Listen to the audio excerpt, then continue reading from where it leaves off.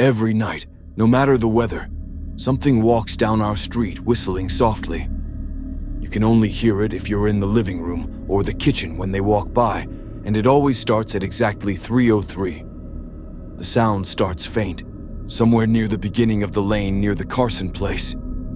We're towards the middle of the street, so the whistling moves past us before fading away in the direction of the cul-de-sac. When I was younger, my sister and I would sneak into the kitchen some nights to listen. Mom and Dad didn't like that, and we'd catch hell if they found us out there, but they were never too hard on us since we always stuck to the one big rule: don't try to look at whatever was whistling. My neighborhood is a funny place. I've lived here since I was 6, and I love it. The houses are small but well-kept, good-sized yards, plenty of places to roam. There are a lot of other kids here my age. I turned 13 back in October.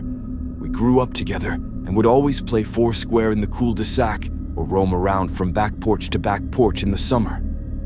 This was a good place to grow up. I'm old enough to see it. And there's only the two strange things here: the night whistling and the good luck. The whistling never bothered me much. Like I said, I couldn't even hear it from my bedroom. But Mom and Dad don't like talking about it, so I've stopped asking questions. My dad is a strong guy, tall and calm. He has an accent since he moved to the US as a kid. His family, my grandparents, they're from the islands. That's what they call it. My dad, the only time he isn't so calm is if the whistler comes up. He talks a little quicker then, eyes move faster, and he tells us not to think about it so much and to always remember the one rule, the big rule. Don't try to look outside when the whistler goes past. Not that we could look even if we wanted. See, there are shutters on the inside of every window, thick pieces of heavy canvas that pull down from the top and latch to the bottom of the window frame. Each latch even has a small lock, about the size of what you'd find on a diary. My dad locks those shutters every night before we all go to bed and keeps the key in his room. My mom, I don't know what she thinks about the whistling. I've seen her out in the living room before at 3:03 when the sound starts. I could see her if I cracked my door open just an inch to peek. She's not out there often, at least I haven't caught her much. But once or twice a month I think she sits out there on our big red couch just listening. The whistler has the same tune every night. It's cheerful.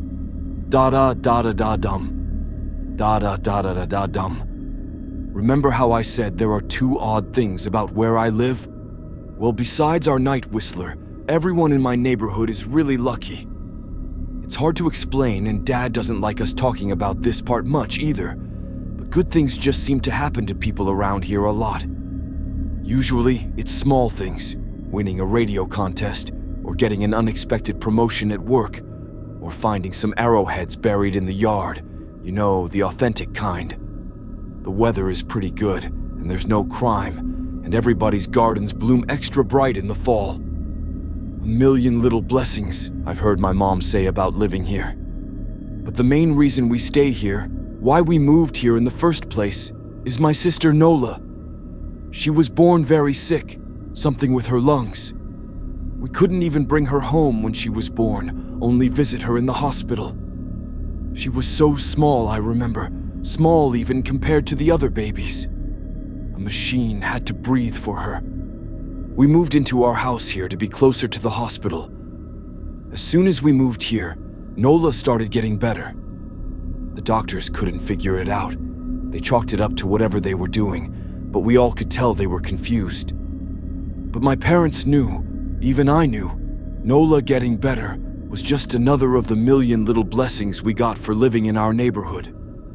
So that's why we stayed even after we found out that for every small miracle that happens here every day, now and then, some bad things happen.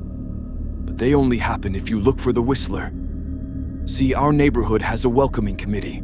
They show up with macaroni casserole and a gift basket and a manila folder whenever someone new moves in. They're very friendly. 4 people showed up when we moved in 7 years ago. The committee made small talk, gave me a Snickers bar, and took turns holding Nola. It was her first week out of the hospital, so they were extra careful. Then the committee asked to speak to my parents in private, so I was sent to my room where I still managed to hear nearly every word. The welcoming committee told my parents about how nice the neighborhood was, really exceptionally, hard to explain kind of nice. And then they told my parents about the even harder to explain whistling that happened every morning at 3:03 and ended at the tick of 3:05. The group, our new neighbors, warned my parents that the whistling was quiet, would never harm or hurt us, as long as we didn't look for what was making the sound. This part they stressed, and I pushed my ear into the door, straining to hear them. People who went looking for the whistler had their luck change, sometimes tragically. A black cloud would hang over anyone that looked. Anything that could go wrong would. The manila envelope the committee brought over contained newspaper clippings, stories about car crashes and ruined lives, public deaths and freak accidents. Not everyone dies, I heard the head of the committee tell my dad. But the life goes out of them. Even if they live, there's no light in them ever again, no presence. My mom, I could tell she wasn't taking it seriously. She kept asking if this was some prank they play on new neighbors. At one point, my mom got angry, accused the committee of trying to scare us out of our new home, asked them if they were racist on account of my dad being from the islands. My dad calmed her down, told her he could tell our new neighbors were sincere and they were just trying to help us. He explained that he grew up hearing these kinds of stories from his mom and that he knew there were strange things that walked among us. Some of those strange things were good and some were bad, but most were just different. After the committee left, Dad went out to the hardware store, bought the canvas blinds, the latches, and the locks, and installed them on every window in the house after dinner. That first night in our new house, I crept out of my room at 3 a.m., only to find my dad awake sitting on the living room couch, holding my baby sister. My dad held up his finger in a shh motion, but patted the couch next to him. I sat, and we waited. At exactly 3:03, we heard the whistling. Da-da-da-da-da-dum. Da-da-da-da-da-dum. It came and it went, just like our neighbors said. The whistling returns each night, and we never look, and we enjoy our million little blessings every day. Nola breathes on her own, and she's grown into a strong, clever girl. My dad even joined the welcoming committee. We don't get new neighbors often. Why would anyone want to leave? But when a new family moves in, my dad and the committee bring them macaroni casserole, a gift basket, and the manila folder. I can always tell by the look on my dad's face when he comes back if the family took the committee seriously or if we'd be getting new neighbors again very soon. Not long ago, a family moved in directly next to us. The previous owner, Ms. Maddie, passed away at age 105. She'd lived a good long life. Our new neighbors seemed like they'd fit in just fine. They believed the welcoming committee, took my dad's advice about the locking shutters since they had a young child of their own. Whatever newspaper clippings were in that manila envelope, whatever evidence, my dad never let us see. But I imagine it must have been awfully convincing since our neighbors got along with no issues for the first month. One night, when our new neighbors had to leave town, they sent their son, Holden, to stay with us. He was 12, a year under me in school. I didn't know him well before that night, but as soon as his parents dropped him off after dinner, I could tell it was going to be a bad time. "Do you know who is always out there whistling every night?" Holden asked the moment the adults left the room. The three of us were sitting in the den, some Disney movie playing idly on the television. My sister and I exchanged a glance. "We don't talk about that," I said. "I think it's that weirdo that lives in the big yellow house on the corner," Holden said. "Mr. Tolles?" my sister asked. "No way, he's really nice." Holden shrugged. "Must be a psycho killer then." Nola tensed. "We don't talk about it," I repeated. "Let's go in my room and play Nintendo." We spent the next few hours playing games, eating popcorn, and then watching movies. A typical sleepover, but I could see Holden was getting antsy. After my parents had wished us a good night, locked the blinds, and gone to bed, Holden stood up from his beanbag and walked over to where Nola and I were sitting on my bed. "Have you ever even tried looking?" he asked. "It's nearly time." Like most sleepovers, we'd conveniently ignored any suggestion of a bedtime. I was shocked to see he was right. It was almost 3 a.m. I sighed. "We don't. See, I can't even try to look because my dad locks the blinds every night and hides the key," he continued, ignoring me. "So does our dad," said Nola. "No," replied Holden. "No, he doesn't." "You saw him do it," I said, a little sharper than I meant to sound. Holden grinned. "Your dad locks the blinds, yeah, but he doesn't hide the key. He keeps it right on his normal keychain." "So?" I asked, worried I already knew what he would say next. Because I had noticed that my dad didn't bother hiding the key anymore after all of these years, because he knew we took it seriously. "So, after your dad locked up, but before your parents went to bed, I went to the bathroom. And on my way, I may have peeked into their room, and I may have seen your dad's keychain on his nightstand, and I maybe went and borrowed the key to blinds." Nola and I stared, and his grin only grew wider. "You're lying," I said. Holden shrugged. "You can check if you want. Just open your parents' door and look. You'll see his keychain right there on the nightstand." "Stay here," I told both of them. "Don't move a muscle." I hurried over to my parents' room, but hesitated at the door. If Holden wasn't lying, my dad would be angry. Beyond angry. I was scared thinking about it, but more scared of an open window with the whistler right outside. I opened the door, barely an inch, and looked in, but it was too dark to see. Taking a deep breath, I walked into the room. 2 steps into the dark, I froze. The whistling started, and I could hear it clearly from my parents' room.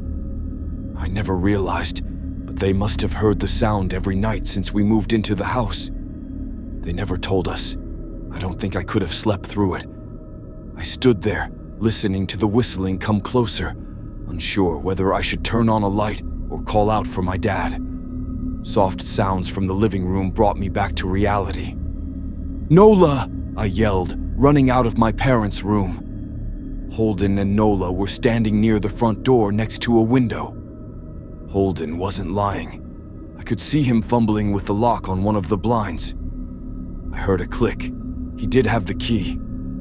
Holden let out a quick laugh. Nola stood next to him, hunched up, afraid but maybe curious. The whistling was right outside our house now. I think I made a sound, called out. I can't remember. Time felt frozen, clock hands nailed to the face. But I found myself moving. I'm not fast. I've never been athletic. Somehow, though, I covered the space between myself and Nola in a moment. My eyes were locked on her, but I heard Holden pull the blind all the way down so it could release. I heard the snap of it start to raise, and I heard the whistling just on the other side of the window. But I had my arms around Nola, and I turned us so she was facing away from the window. At the same time, I jammed my eyes shut. The blind whipped open. The whistling stopped. I felt Nola shaking in my arms. "Don't look, okay?" I told her. "Don't turn around." We were positioned so that she was facing back towards the hallway, and I was facing the window. My eyes were still closed. I felt her nod into my shoulder. I reached out with the arm not holding Nola and tried to touch Holden. My hand brushed against his arm. He was shaking worse than Nola. "Holden?" I asked. Silence. I reached past him and gingerly felt for the window, eyes still sealed shut. The glass was cold against my fingertips. Colder than it should have been for the time of year. I moved my hand up the window, searching for the string to the blind. The glass began to get warmer the further I reached, and there was a gentle hum feeding back into my fingertips. I tried not to think about what might be on the other side of the window. Finally, I touched the string and yanked the blinds shut. I opened my eyes. In the dim light leaking out from the kitchen, I could make out Holden, pale and small, staring at the now closed window. "Holden?" I asked again. He turned towards me and he screamed. Everything became a flurry of motion. Lights sparked to life in the hall, then the living room. My parents' footsteps thudded across the hardwood floor. I didn't turn to look back at them. My eyes were glued to Holden. He was pale, had bit his lip so hard there was a thin red line of blood running down his chin, and he'd wet himself. "What happened?" my dad asked from behind me. I managed to swivel away from Holden and look back. He looked. I'd never seen my dad scared before, but I saw it that night, in that moment. An old, ugly terror stitched on his face, a parent's fear. "Just Holden," he mouthed to me. I nodded yes. My dad let out a breath. He looked so relieved I nearly expected him to cheer. But then he turned to Holden, and my dad's face changed. I wondered if he felt bad for feeling good that Holden was the only one that looked. There was a knock at the door. We all froze. Holden whimpered. "Don't answer it," my mom said. She stood at the threshold of the hall. I'd always thought she was a skeptic and just humored my dad about the windows and the whistler, but that night we were all believers. I noticed that both of my parents held baseball bats they must have taken from their bedroom. The knock came again, a little louder this time. "Please don't open the door," Holden whispered. My dad walked over to him, hugged him close. "We won't," my dad promised, still holding his bat. "Nothing is coming in here tonight." Thud, thud, thud. This time the knocking was loud enough to rattle the door. Holden screamed again, and Nola clutched her arms around my neck. My mom came over and knelt down next to us, wrapping my sister and me close. Thud, thud, thud. "Call the police," my mom whispered to my dad. The knocking instantly stopped. My dad looked over his shoulder at us. "Do you think—" He was cut off by frantic knocking that trailed off to a polite tap. Tap. Tap. "Police," something said from the other side of the door. The voice from outside sounded exactly like my mom, like a parrot repeating the words back to her. "Police. Call. The police." Tap, tap, tap. "Police." My mom pulled us closer. "Police. Police. Police. Police." "Please stop," I heard her whisper. "I don't think calling them will help," my dad said.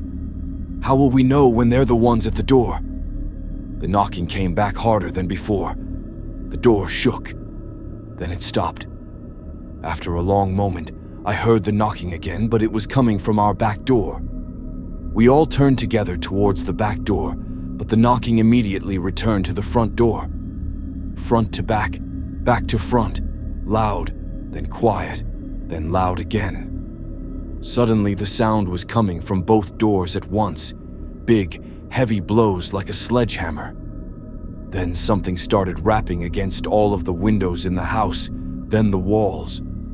It was like we were living inside a drum with a dozen people trying to play at once, or we were a turtle and something was attempting to claw us out of our shell. "Stop!" Holden yelled. The knocking died. "I won't tell," Holden said, staring at the door. "I promise I won't tell anyone what I saw. Just please go away." We waited for nearly a minute. Then we heard it. A soft tap, tap, tap coming from the window Holden had looked through earlier. Holden started to cry, sobbing like a prisoner watching gallows being built outside their cell. My dad held him, brushed his hair but never lied to him, never told him things would be okay. The tapping at the window went on for the rest of the night. We huddled together in the living room for I don't know how long.